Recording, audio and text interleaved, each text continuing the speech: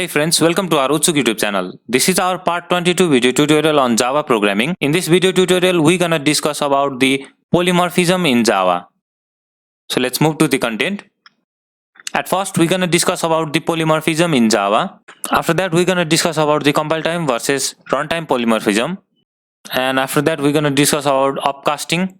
And finally, we will be discussing about achieving runtime polymorphism in Java. So let's see what actually the polymorphism means. As polymorphism is the ability of an object to take on many forms, as parent class reference is used to refer a child class object. So in polymorphism, whenever we create the object, then we refer the object reference to the child class. As polymorphism is derived from two Greek words, that is poly and morphs. As word poly means many and morphs means forms. So combining both the word poly and morphs, we created the polymorphism word, and the polymorphism meaning is many forms. So generally the polymorphism means ability of an object to take a many forms.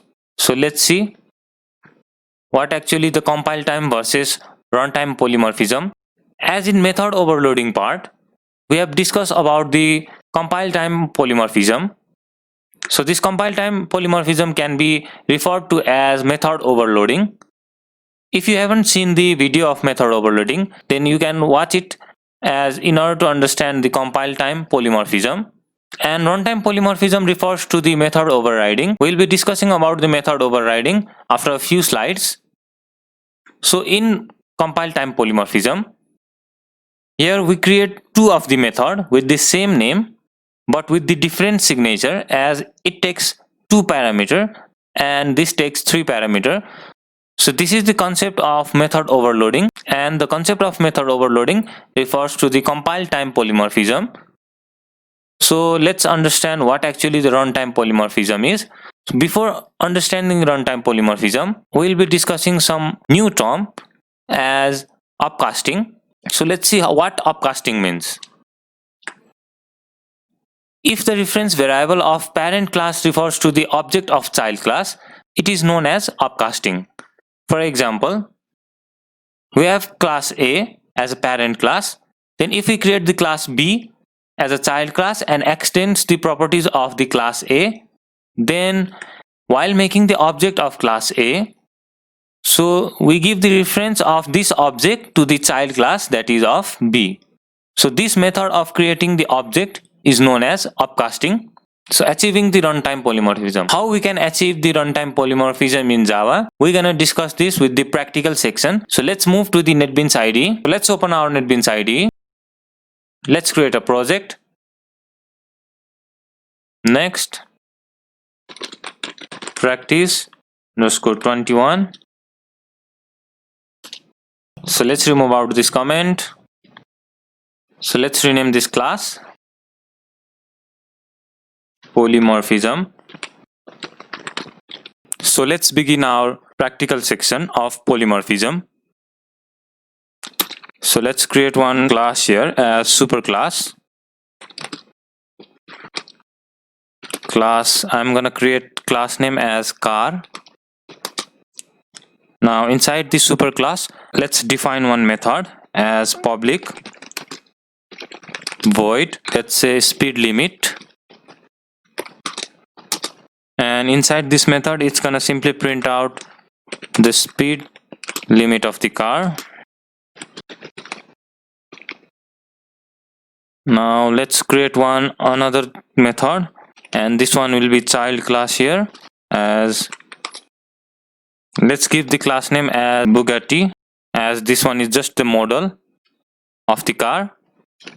Extends. Now we're gonna extend the functionality of superclass, that is car, and let's create the same method here as public void speed limit.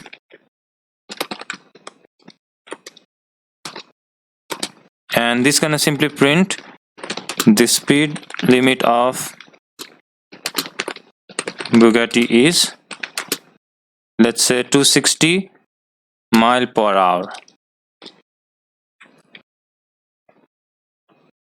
Now let's create another method as child class 2 and class, let's give this class name as Tesla, and let's make the same method here as public void speed limit,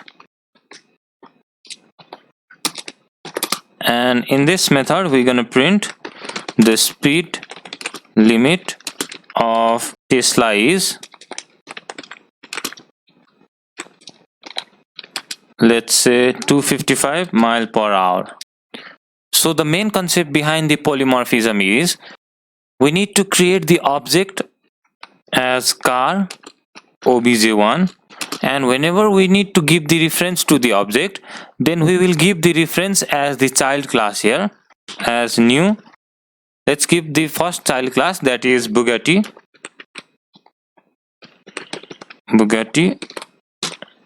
So we have created one object which is named as obj1, and while giving the reference of this object, we give the reference as the child class here. So let's access this speed limit method with the help of object. Now whenever we access this speed limit, then at the runtime this speed limit gonna override the method that is present in parent class. So this concept of overriding the method is also known as runtime polymorphism. So let's run this program. It's giving the speed limit of Bugatti is 260 mile per hour. So let's create another object of car class as obj2 equals to, now this time we're gonna reference the Tesla class as this one is also the child class, and it inherits the properties. So this must inherit as car. So whenever we give the reference as the child class, then this method here gonna override the method that is present in parent class. So let's access the speed limit from obj2 as well. Now let's run this program. So it's giving the speed limit of Tesla is 255 mile per hour. So during the runtime, this speed limit method present in child class gonna override the method that is present in parent class. So this is the main concept behind the method overriding, or we can also say it as runtime polymorphism. And I hope that you have understood the difference between the method overloading and method overriding. As in the method overloading, we use same name of the method, but the signature is different in method overloading. But in the case of method overriding, it should have the same name and with the same signature, and the child class must extend the parent class here, and during the runtime this method gonna override the method present in parent class. So this is the main concept behind the overriding. So I hope that you have understood the concept behind the method overriding, or let's say runtime polymorphism. And in our next lecture video, we're gonna discuss about the abstract class in Java. So we will meet you in our next lecture video. Till then, goodbye.